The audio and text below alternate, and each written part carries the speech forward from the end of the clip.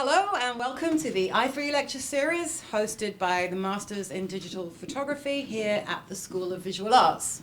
I am Julie Graham, still. Our guest tonight is commercial, conceptual, colourful photographer of inanimate objects, Ted Morrison. Based here in New York, this still life specialist has garnered international recognition for his work, having produced and photographed advertising campaigns for some of the most prestigious luxury brands worldwide, including Chanel, Tom Ford, Estee Lauder, L'Oreal, Sotheby's, Tiffany, Ralph Lauren, and American Express. His photographs have been seen in international publications including the New York Times, Interior Design, Vogue Latin America, InStyle, and Time, and his fine art prints have been exhibited widely. Ted has received multiple honors from Communication Arts, American Photographic Artists, graphists, and more. The most important thing to know about Ted Morrison is that he brought snacks. Thank you, Ted.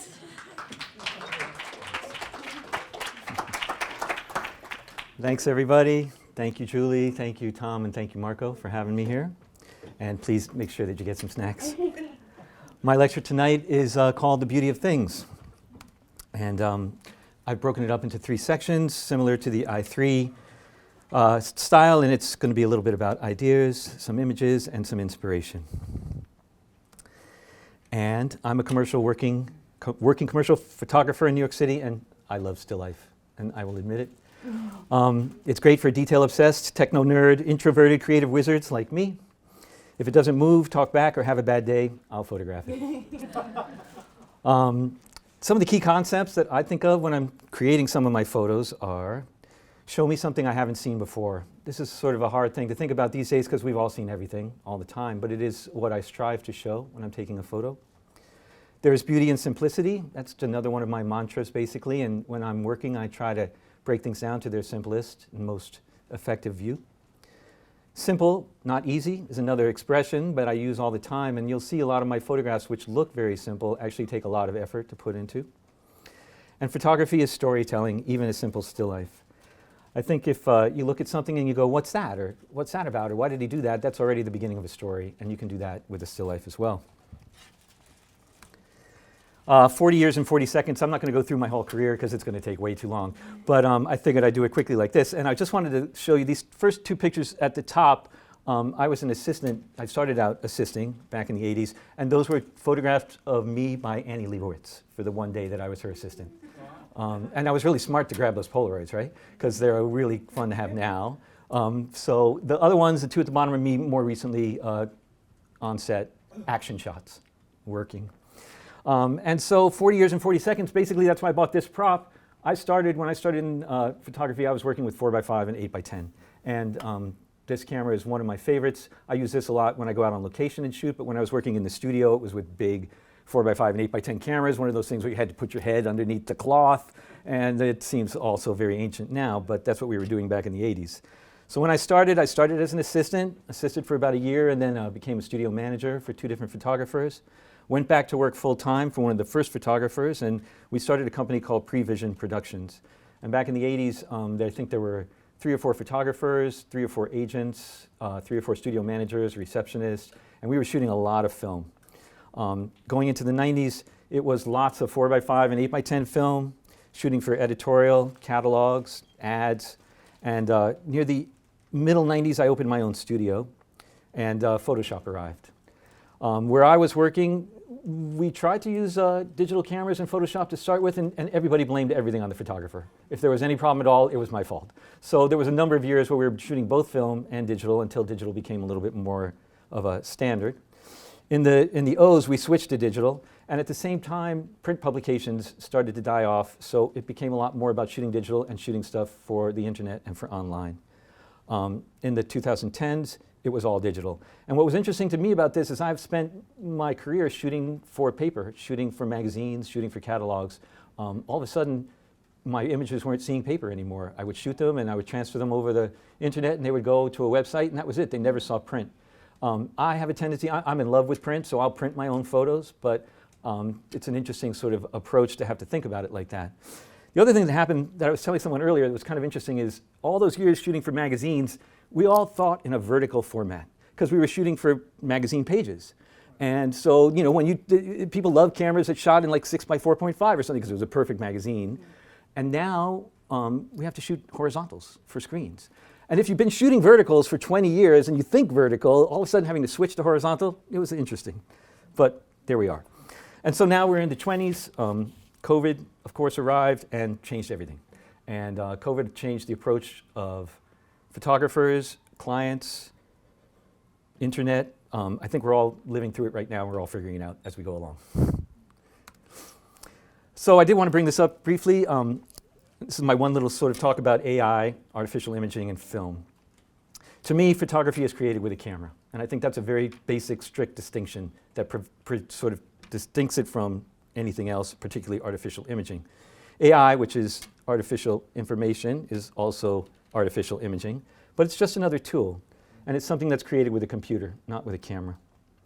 And of course, these days, due to copyright infringement, I'm not really sure whether commercial clients are going to start using AI images yet. Apple or Coca-Cola is not going to make an ad with an image that they can't copyright, and copyright is still becoming sort of an issue with this. Also, I just read this the other day, but during her recent introduction to the French Academy of Fine Arts, Annie Leibovitz said she is not afraid of AI. It's simply another tool for artists to use. And I think that's a pretty great distinction. We all use Photoshop, and this reminds me a lot of what Photoshop was like when it first came out. Everybody was freaking out, basically, and it became a handy tool, but it didn't really change that much. I have a feeling AI is going to work in that direction as well. It's definitely going to be prevalent, and it's definitely going to be there, but I don't think it's going to kill photography. I think it's going to become an additional tool. And the pendulum always swings. As AI becomes more prevalent, there's also a renewed interest in shooting film. Hello, buddy. With all the human imperfections.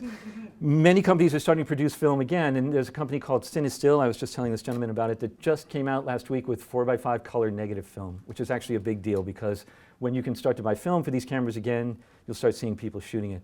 All my young assistants and stuff are all into film right now. It's kind of crazy. It's really coming back, and I literally have texts from my assistant earlier that's angry about having to buy a dark cloth and a loop so we can work one of these. And these pictures on the right, these three pictures, are something I did in a job recently, and I just wanted to show these. This was the two lake backgrounds are both created by AI. It took me about 30 seconds to create each of those and to drop them in. And so for me, that's where it's a really handy kind of tool. The client wanted this to look, you'll see a little bit later, but it's a perfume, and they wanted it to look like a lakeside palace in India, and we were on 8th Avenue and 53rd Street. So I was able to shoot the shot at the top, and I had to sort of assume the lighting for this sort of sunset picture, and then dropped in these two lake pictures, and it's basically easy to type in, lake at sunset, shown on the right. So that's where I see it being kind of useful. Now here's a few things to consider. Do you make or take photos? This is sort of an interesting distinction for me. I often start with an empty studio, a bunch of layouts, a bunch of props, and I have to walk in and create something from scratch. So to me, that's very much about making photos. And a lot of the kind of commercial work that I do, that's exactly what it is. I start with a blank slate, and I create things for people, custom photography on demand. Taking photos is a little bit different. I think if you like photojournalism or a fashion photographer, you set something up and then you go out and take photos, or even if you're a landscape, wildlife, anytime you're putting something interesting in front of your camera, that's also taking photos. But there is a distinction for a photographer as to whether you like to take or make photos or both. This line I just love. To make interesting photos, put something interesting in front of your camera. I just think you can just write that down. That makes a lot of sense. I think that's a great distinction, though, and a great way to think about if you're testing for yourself or making images for yourself. Keep that in mind. And then personal work leads to commercial work, which pays for more personal work. That's basically been my career. I like to experiment, and I shoot pictures all the time, and I show them as much as I can. And very often I'll have clients say, wow, I love that crazy picture you did of the eyeballs. Now can you shoot my lipstick on white? They like you to know that they're working with someone that's very creative. So it's sort of more about showing them experiments, and then they sort of work their way down the pipeline later for them to use. And I've heard a couple of these lectures. I watched a couple ahead of this, and there was one thing that was interesting to me, and they said, when you're working for yourself, you don't need to listen to anybody. When you're creating photos, don't listen to anybody. And that's good if you're doing it for yourself. But if you have a whole bunch of people waiting to see your pictures, or you're working on a job, you need to collaborate. On my shoots, there's usually anywhere from 3 to 12 people. And I have to work with creative directors, art directors, photo editors, producers, clients, account executives, stylists, digitechs, assistants, caterers, and messengers, to name a few. And those all might be on set on one day. So you do have to be prepared to walk into an empty studio with a bunch of props and a concept and 10 people watching you, and then kind of create something and see if they like it and try to get them to like it as well. So I have to collaborate. That's a great deal of my career. Here's a few case studies, and then we're going to look at some portfolios. The first case studies that we're going to look at are Tom Ford, Narangi Zest, Haus Labs, Hands, and Albert Einstein's watch. I do a lot of work for Tom Ford. I've been fortunate to work for them since the beginning of the company, and one of my clients from Tom Ford is here, or former Tom Ford. And the story behind this name is Mr. Ford was in a meeting one day, and he said, I don't know what I want my next perfume to be, I just know I want it to be fucking fabulous. The light bulb went off, and they called it that. This picture, for me, answers a lot of my sort of personal requirements. It's something I haven't seen before. I hadn't really seen an ad done with a perfume spilled out before, particularly a perfume that's $950 a bottle. And it's kind of a sort of great graphic, simple graphic element to it. And it also tells a little story, like why in God's name would you spill that perfume? But I hadn't really seen that before, and it answers those three questions. Mr. Ford approves every picture that leaves. And so it's an interesting approach to know that the boss is going to be looking at your pictures any minute and telling you whether he likes them or not. He liked these a lot, so it worked well. This is really a story about lighting. This is a good example of an intricate still life, and it's an honor very often to get asked to shoot an iconic lipstick image for a beauty brand.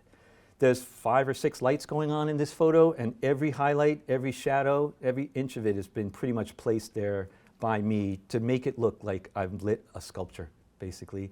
And again, it's sort of meant to be an iconic image. They seem to like it a lot as well. This is another interesting still life approach, and it's called the hero shot. And this works for anything, basically. But if you can get real low and look down, or look up at something, you can make it look dramatic and gigantic and like the hero. It works really well. And if you get in a real extreme angle, it works really well for something called extreme. And this is something we just did actually back in November. This is sort of an example of simple but not easy. There were 9 or 10 people at the photo shoot for this particular drink. And it's a custom-made cocktail that was made in conjunction with Tom Ford's new fragrance called Cafe Rose. And they had the mixologist at Bemelman's Bar create the cocktail. And at the shoot, I think we had the mixologist, we had a prop stylist for the glassware, a food stylist to help the mixologist, 3 people from the client, myself, my digital assistant, and my other assistant, so that's 9 or 10. We probably shot this maybe 18 times because the foam didn't last more than a second or two. And there's a lot of lighting going on in this one as well. And the interesting thing is, although it's simple, it's another 20 people that have to approve this picture after I've done it as well. So that's part of it, really, is making pictures that can get these sort of past these levels of approval. This is something I just shot back in February, and it's being released right now. You can see it out online. It's for an Indian perfume company called Lil&Nur, and they use Indian elements, but they make these luxury perfumes in France, and it's a really, really beautiful citrus perfume. This is a very common photo for one of these assignments, and it's the ingredients shot. And the tricky bit about this is you can never find these ingredients when you need them. They're never really available, so you have to send away to Brazil or something to get it. But here we have a little bit of everything for this picture, and I was able to find most of it in New York City, actually, which is what's handy about shooting in New York City. You can find just about everything here. Again, this was another picture done on 53rd Street and 8th Avenue, and we had to collect a lot of limes and lemons and oranges to find the good ones. That's another sort of aspect of this, hundreds basically, to get a few that worked for the photo. And this is what it looks like on one of these shoots. I have the client breathing down my neck, basically hanging over me, watching every move. Not really, he was a very nice fellow. He was actually the guy who created this perfume, so he was there on set as well. And then we did some experiments and variations with lighting to sort of help it look a little bit more natural light. And these, if you go on Instagram, these are all running right now. Another shoot I did just pre-COVID in 2019 was for Haus Labs' Lady Gaga. Lady Gaga had decided to start her own beauty line, and we were hired to do the launch. It was in conjunction with Amazon, and it was a pretty big deal, sort of a rock star shoot. They flew me out to LA because they were shooting Lady Gaga the 2 days previous to this, and the word was that she might want to come to the still life shoot. Yikes. So we flew out to LA. They gave me a studio the size of an airplane hangar to shoot in, and I had all these meetings and props and ideas about what they wanted to do, and then their stylist walked in at the beginning of the day and said, hey, I got a rack full of clothing here that Lady Gaga wore. Can you use one for your shot? And so you got to wing it and say yes. And so we set this up, and I thought this looked cool, but then I did another shot where I made it move. And this is actually done with software, but I kind of like it. It's got a smoky feel to it. This was the actual original idea I had when I flew out there to try and shoot these sort of iconic images for their first round of launch for Haus Labs. And they had asked me for some crazy stuff. They kind of wanted a modern, space age, disco, Studio 54 look, which I thought maybe would be interesting to do with some black tubing. Of course, you can't find black tubing anywhere in the world. So I was able to make these using gray, dark gray gels, photo gels, and rolled them up and brought them with me. And everybody seemed to like that too. It worked well for these shots. And then this is the shot that was seen around the world. When they launched this, of course, the lipstick shot is the thing that they sell. They sold billions of these, and they were on Amazon. They still are on Amazon. It's all over the place. The interesting story, though, is Lady Gaga, a couple of days after the shoot, was in the office reviewing the images that they had done of her, and she saw a pile of the product shots off to the side, and she said, what's those? And they came and showed her all the different product shots that we had done, and she loved them. She was thrilled to death, and she asked who the photographer was, and she noticed that highlight right in the middle of that black tube there. She said, wow, that's a really nice highlight. Now, Lady Gaga, you know, she's been photographed by like every photographer in the world, and these people are very fluent in photography. When I got the text about that a couple of days later, I was like, okay, I can go to still life heaven now because Lady Gaga has seen my highlights. Another thing that I've shot a lot of, and I don't see a lot of this, and I brought it up because I think it's sort of underserved a little bit, and that's hands. And of course, I lied. This is the one human thing that I will actually shoot. But I don't see people, as much as I'd like to at least, using hands, and I think they're very expressive, and it's a sort of great way to work with still life. These two are from a jewelry assignment that I did for a magazine called JCK. And this is another shot for Tom Ford. The tricky or interesting thing about this is she's not really holding those. There's a rig underneath those that holds them in place, and she just has to raise her hand up and put them underneath them and look pretty like that. This is something I did for Harry Winston. This is with a very famous fan model named Adele, and she has perfectly straight fingers, in case you notice that. I don't know if you have them, but nobody else has fingers like that. Take a look. Yeah, no, they're kind of perfect. I started to want to make a mess a little bit, and I actually used my daughter's hand for this, and I gaffer taped her fingers down and then stuck her to the surface and then painted over her hand for a while and took that photo. It was kind of fun. This was from another job a couple of years ago for a beverage company called Free Reign, and this is orange and maca root. And it leads into something that I've been liking to do with hands lately, and I do these things that are called encrusted hands, where I'll take a hand and cover it with something or another. On the left is pepper, black pepper, sand, and a portobello mushroom. And on the right is Valharana chocolate and a cantaloupe. And these, to me, are food photographs. This is something I did during COVID, just as an experiment, but it kind of turned out a little bit about the way I felt everything was happening with COVID and the Earth. Just kind of an interesting approach. This is Albert Einstein's watch, and this is also something I just shot back in February. And this was an interesting assignment. I had a client in San Francisco recommend me to someone in London who was doing a book for the company Taschen, who does big art books. And they're doing a book called Ultimate Collector Watches.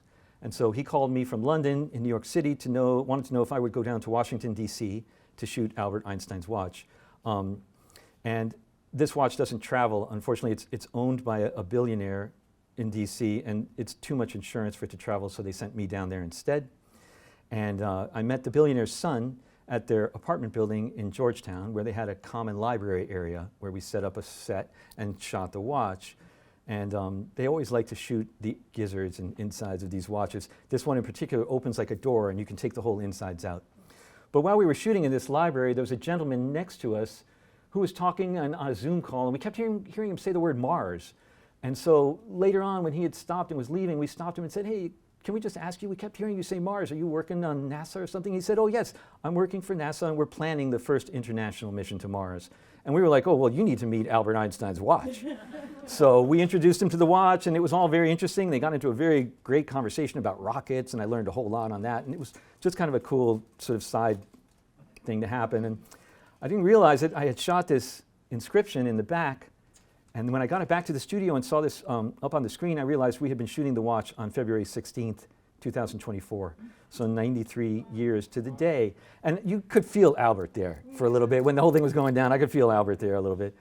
Well, the client had asked for everything to be shot on black. Usually when an assignment like this comes along and it's something interesting, I'll try to bring a background and make a photograph for myself as well. And this is basically a picture of a blackboard with some of his calculations on it that I made a print of and then brought with me to use as the surface. They were all very happy with these photos. So now I have a short film, little 4-minute film that goes through my 8 portfolios that I have here, and it's a little bit of everything: some beauty, some jewelry, some fashion, design, cuisine, concepts, interiors, and commissions. It's 4 minutes and 7 seconds of a lot of fabulous still life. So I want to make sure you all got a snack, and you can kick back and watch the film.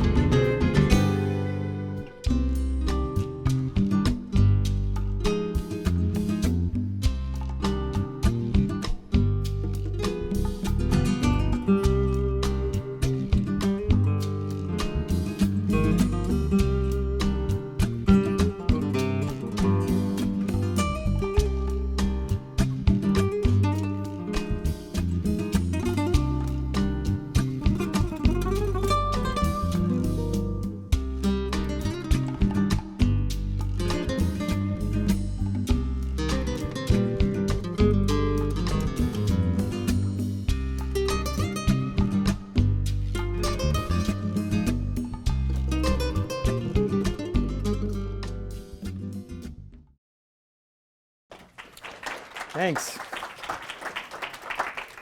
Thank you, thank you. So there's a look at the kind of work I do for a living.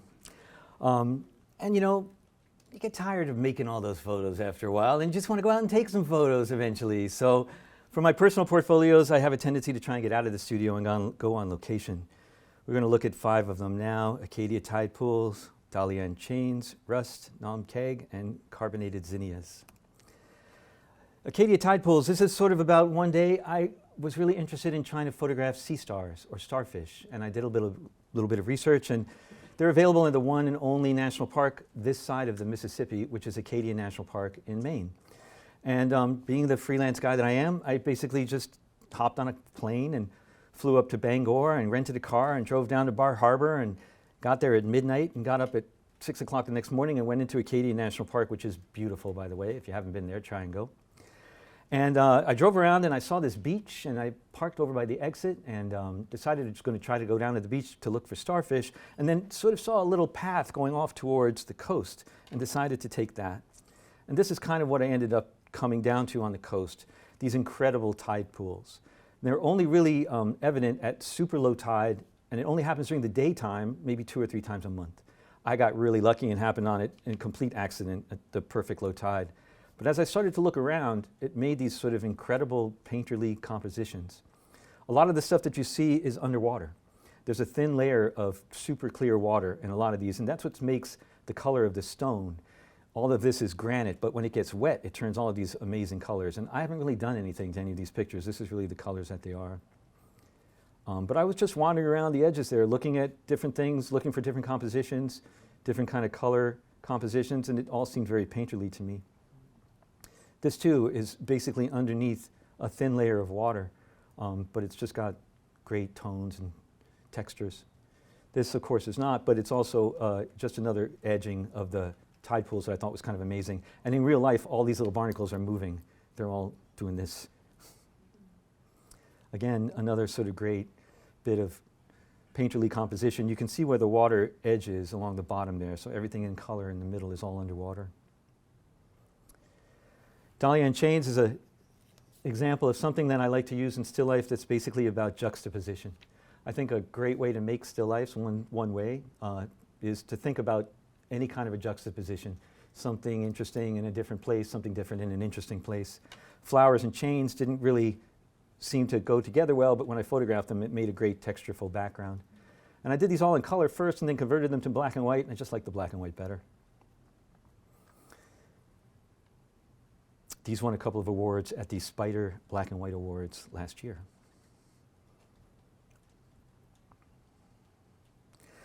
Rust is something else that's one of my personal obsessions that I make portfolios of. I'm just into rusty objects. Of course, I have a room full of rusty objects now, which isn't really doing anybody any good. But I've captured these things along the way, and I just love some of the colors and textures and just the sort of natural degradation of this stuff. This was found outside my studio. I just like these spikes and shapes and tones. Again, rusty tools. And if anybody needs any rusty tools, come see me afterwards. The rusty fork. And rusty keys. Nam keg is another kind of thing it's a place, but it's also sort of a mental thought process that I have. Nam keg is a house and garden outside of Stockbridge, Massachusetts that was designed by Stanford White, who's a famous New York City architect. But it's also a place where I will take a bag of random props and a camera and a fill card and just go out and make pictures for fun. It's really more about visual sketching. And I'll do this without anything really in mind. I'll just take a bag of interesting things that I might have grabbed around the house or things that I've collected for this and take them for a walk. This was all done with natural light, with a 4x5, with this camera actually, at these gardens in Nam keg. I had just brought this silver bowl with me and just sort of found a great corner of a moss-covered table to work with it. I brought this top hat with me, and it looked okay in the natural color when it was in green and stuff, but I converted it to black and white and then went with this crimson tone, and I just kind of liked that. And this was my father-in-law's shoes that I brought with me one day and took out and took in this picture. This picture has won a number of awards, and it's called The Invisible Man. Carbonated zinnias is the most recent test that I've done. I've been working on this last couple of years in the studio. And this is just a sort of a happy experiment. I've seen in my life and in my work things covered in bubbles. It's kind of an easy thing to do, and I actually have a tank specially built for dropping things into with water, and the tank works very well for this kind of thing too. It's basically a skinny fish tank. And if you fill it up with seltzer or club soda and then start putting things in it, you can see what the bubble's attached to. I hadn't seen it done with fruit and lipsticks and stuff, but I'd never seen it done with flowers before, so I tried one and came out pretty good. I kind of liked that. It was looking cool. I thought I'd try it with a black background, and that was looking even more cool, kind of dramatic. You got to see the bubbles a little better. This was kind of fun. Now I'm starting to work with lighting a little bit in the sort of area of bubbles. Now we're getting really crazy with the bubbles. But it's interesting to know, too, that different seltzer and club soda, of course I found this out afterwards, gives you different bubbles for these things. I can't remember what I used. And then I was working in the tank with a white background, and I was like, what would happen if I put some food coloring in there? So we put food coloring in, and that got kind of interesting. And then we went crazy with the food coloring, and that got even more interesting. And then I was looking at it, and I was also thinking that would look kind of cool in motion. And so I did this, and the bubbles actually do some great things when they come off the flower. Just kind of another interesting approach to this. Kind of fun. I have a lot of these. There's a lot of these images and videos on my website. And there is something different about this. And I want you all to take a good look at it. There's just a slight visual trick going on here. I'm not going to tell you what it is. I told Marco. Marco knows, and if you want to know, you got to go get it out of Marco. All right, so now we're out of the images and into the inspiration section. This is for the students in the back. I have great news. There is an asymmetrical risk to starting a photography business right now. Low risk, high reward. You can start a business with a laptop, a decent camera, and a phone. And literally, within a few weeks, you could be making hundreds of dollars, if not thousands of dollars a day, if you find the right people and the right client. You don't need a studio, you don't need a store, you don't need a staff. You don't need hardly really very little at all. So it's this great sort of asymmetrical risk. Is it easy? No. It's really, really hard. But that's why it's fun. But this is a good thing to think about if you're starting out today. You can start this business with very little. There's never been a time when more photos were needed than now. Every business and entity needs good photos. And although it's harder to find work, I think there's a lot more work out there. You just have to look for it in different ways. It's a great time to be a thriving artist or photographer. And on the internet, you have this gallery window that you can show to the world. I have a friend that told me this, and it made so much sense. He thinks about his social media as this gallery window. And every morning he gets up and says, what am I going to put in the gallery window today? And I just thought that was a great way to think about it, because you have this window that you can show the world to. What do you feel like showing them today? And of course, the old ways of getting work are changing, but there's lots of new type of work that's needed. You just have to find them. And I do think that as a person who's done this for a long time, it is different. COVID made a different world. The internet's made a different world. I think there's lots of work out there, but I think the old ways of finding it are not working. So you just have to find new ways to do it now. Oops. 17 things. So these are 17 things that I have found to be true over my 40 years as a photographer. The most important piece of equipment you can have is your portfolio. Spend money on that first. A lot of photographers like to go out and buy cameras and gear and all that kind of stuff, but honestly, you can be a photographer with just a portfolio and you can rent everything else. But you really do need to have a decent portfolio to show your work. Besides the essentials, don't buy equipment until you need it 3 times a week or more. Otherwise, just rent when needed. That's a very handy formula to use, and it works for just about everything. But in New York City in particular, it's very easy to rent equipment, so it's not really worth buying it until you need it all the time. The answer to all client requests should be no problem, then figure it out later. You need to be the answer to their problem. That's just a business advice, but particularly for a creative person, someone might ask you for something really crazy, like I need a pink elephant on Broadway at 3 in the morning, and you have to say, no problem, we'll take care of that. And then you figure out, and then you go back and say, there might be a little problem. But it's better to start off with no problem. Deliver images, jobs in the morning. People are in a better mood in the morning. This is really true, and I'm talking to you students back there, do your presentations in the morning if you can. But I've seen this work a million times. I really try hard when I have to deliver a job to deliver it in the morning, because people are in a better mood in the morning. And by 6 o'clock, everybody hates everything. So there's no point in really trying to show your work then. So if you really can, try to deliver it in the morning. Don't work for free. If it's not a business, then it's a hobby. That's pretty straightforward, but I do think if you are trying to have a career in photography, you shouldn't work for free ever. It can still be transactional. It doesn't have to be for money, but you can trade for stuff. Like if you wanted to work with a stylist, you could trade for their time for photographs. But I think it's important to think about it as a business, not a hobby. You missed food on the previous page. Did I miss it? You missed the food. Did I? Oh, I missed one. Sorry. The last one. This is important. See? It's the most important one. Serve good food. People are in a better mood. And that's why I brought snacks. Honestly, that's why I brought snacks, because it's 7 o'clock and everybody's cranky and hungry, and I'm showing you all my pictures and I want you to like them. So serve good food. But actually, on a lot of my photo shoots, honestly, the third or fourth most important thing I decide is the catering.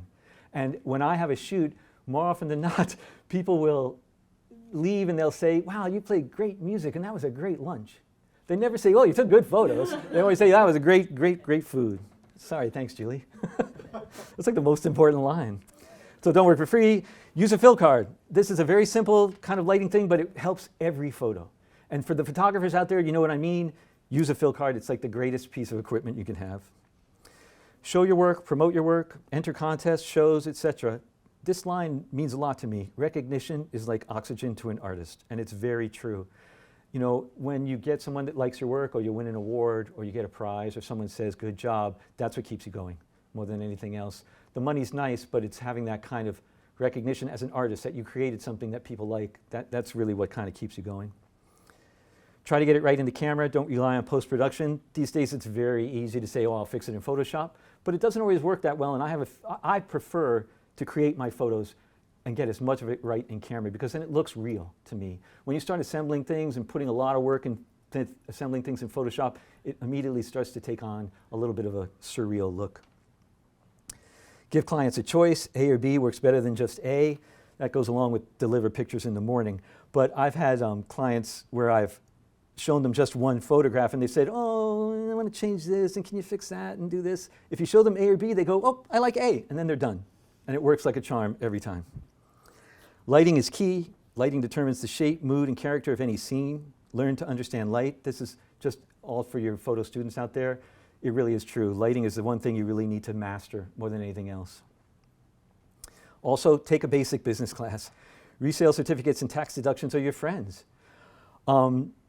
Resale certificates, if you're not familiar with them, allow you to not pay sales tax on items that you might be selling to someone else. So all of your equipment and materials and everything else that you buy as a photographer can be without sales tax. And believe me, when you're buying a $5,000 camera, not having that extra 9% makes a big difference.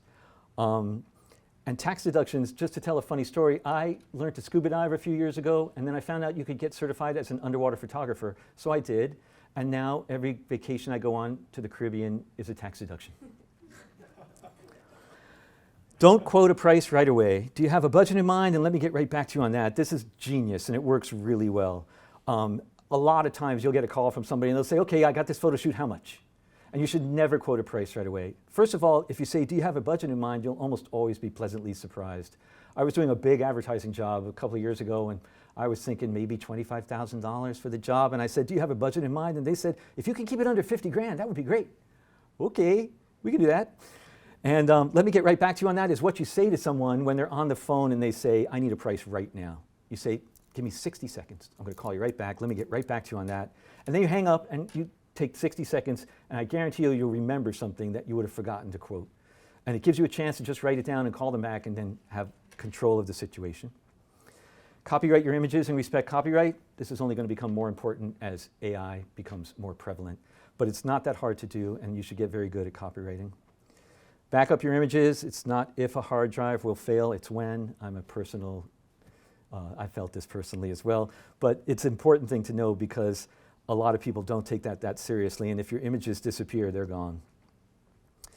To be a professional photographer, you must eat, sleep, and breathe photography. I really think that's true. If you really want to do this as a career in New York City, you pretty much have to be completely dedicated to it. And the last bit of advice I have is live an interesting life and bring your camera. Here's a few resources. That's my website, tedmorrison.com, and my Instagram account. @Morrison Art Editions is my print shop. There's a place called Art Storefronts, which I'm a member of, but they give away an incredible amount of super valuable information for free on Instagram and YouTube. They also are a platform that supports print shops and print sales for photographers and artists. But without even trying to plug them or telling you to join them, just go look up their stuff on Instagram and YouTube. Super valuable information. There's a movie called Jay Myself, which is a film about Jay Maisel by my friend Stephen Wilkes. And it's just a great film about photographers and photography. And he owned that building over on Prince Street and Bowery that is now the Supreme headquarters. But it's a story about him moving out of that building, and it's a great film if you have the chance to see it. There's a book called The War of Art by Stephen Pressman, which I think every creative should read. It's a great book. It has a lot to do with helping you to find motivation when it's difficult. And Kevin Kelly, who's a smart futurist, wrote an article a couple of years ago called 1,000 True Fans. And this has become more and more interesting lately. I just recommend that you look it up and try to read it. It's a lot about how to find 1,000 true fans versus worrying about finding followers and likes and stuff on social media. And that would be it. Thank you very much. Thank you. Thank you. Hi. Your still life, so the jewelry and just stunning. Thank you. And beyond the lighting, the styling, everything about it. But I have a question about you making how did you make a certain transition? Back in the 80s, or if you were shooting it on film in large format, jewelry, really up close, you're going to have a really long bellis extension. You'd probably end up having to do multiple pops. Mm-hmm. How do you approach that digitally today? Well, there's two things that are going on with jewelry photography digitally, and you're absolutely right. Obviously, you've done this before. And yes, we used to sit there and pop the flashes to get enough light to go through the 8x10 camera when it was this long and you were shooting jewelry. That depth of field. Yeah, yeah. Nowadays, there's this thing called focus stacking. And focus stacking in digital is really handy for jewelry in particular, because what you can do is you can shoot a close-up where you might only have the middle part in focus. You can shoot the front, middle, and back, and actually we end up using 10 or 20 or 30 exposures. And then there's software that will put those together and have it in focus from front to back. So it's actually made jewelry photography a little bit easier with digital imaging because I don't have to worry so much about depth of field and trying to hold everything in focus with a view camera. Nowadays, you really can use focus stacking and have sort of infinite focus if you want to. But almost all of those close-up jewelry images that you see, I'm using focus stacking for those. Does that answer your question? Yeah. Cool, thanks. Yeah, good enough.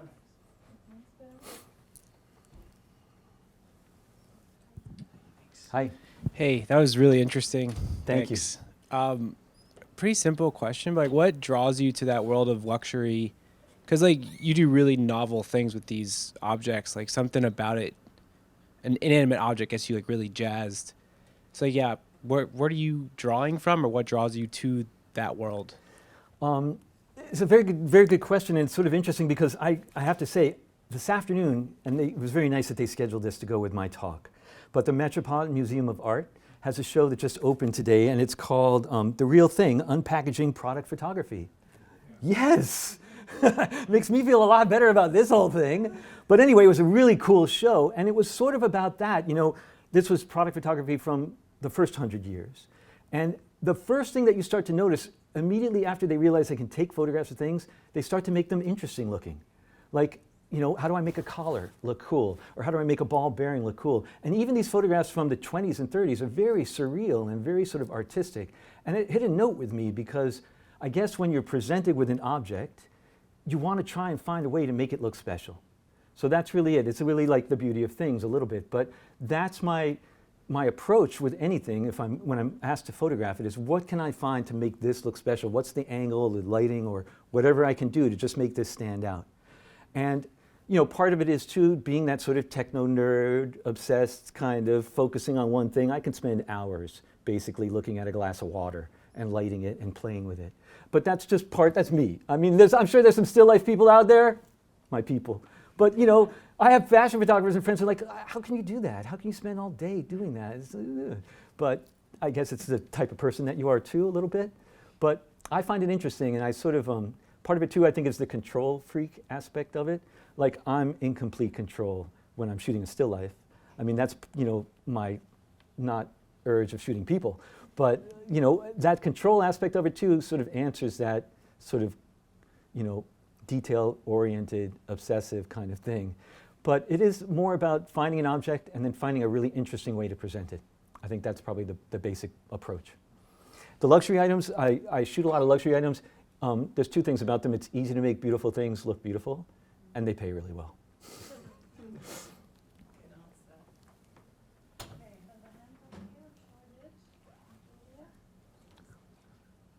Thank you. More a comment versus a question. Well, one, thank you for the snacks. You're welcome. You've raised the bar. So the commercial work, it's stunning, it's beautiful, it's so perfect. I have a lot of respect for still life because I do the opposite. I only photograph people, and you guys are so technical and just so precise. But I really enjoyed seeing the personal work as well. Thanks. So I feel like it gave us a little bit of a window into what do you do when you go outside and when you're not in the studio. But then again, the carbonated zinnias.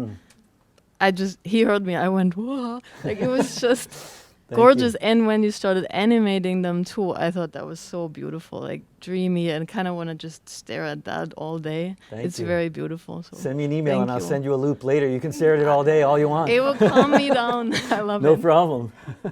Thank you. I'll get you next. Okay. You're going to have to holler because I can't hear you from that far back. Okay, hi. Thank you for sharing with us. It was very interesting. My pleasure, thanks. My question is, how did you start reaching out to those prestigious clients? How was this process? And if you could give us like any advice while we're starting as a photographers out there, Sure. like how to reach out to them. Sure. For me, a lot of it is word of mouth, and it's also a lot of the clients that I've worked for a number of years. So they've moved to different companies.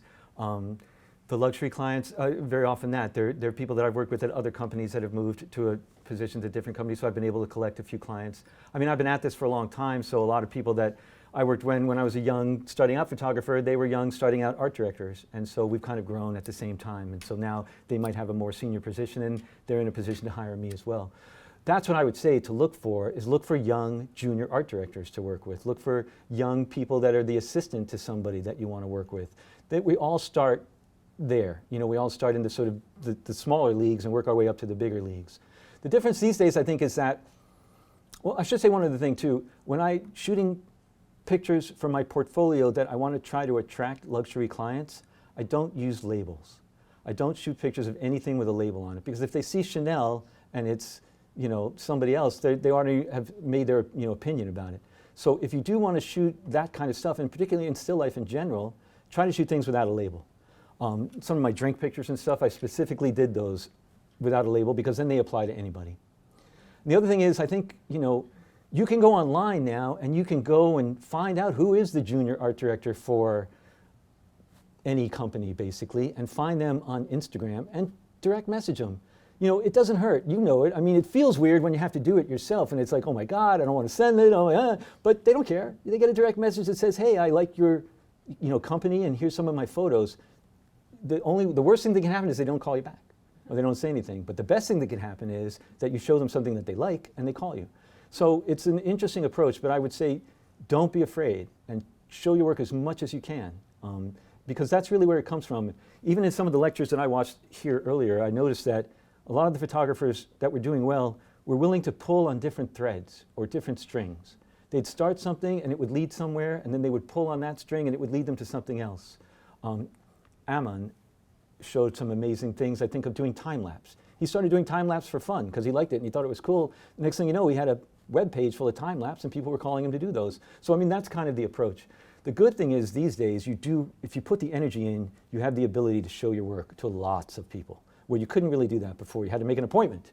Now you can really get your work out there. So that's what I would say. I would encourage you to show your work as much as you can and point it at people. Don't be afraid to send it to them. Does that help? Good. Thank you. Sure. This gentleman down here too.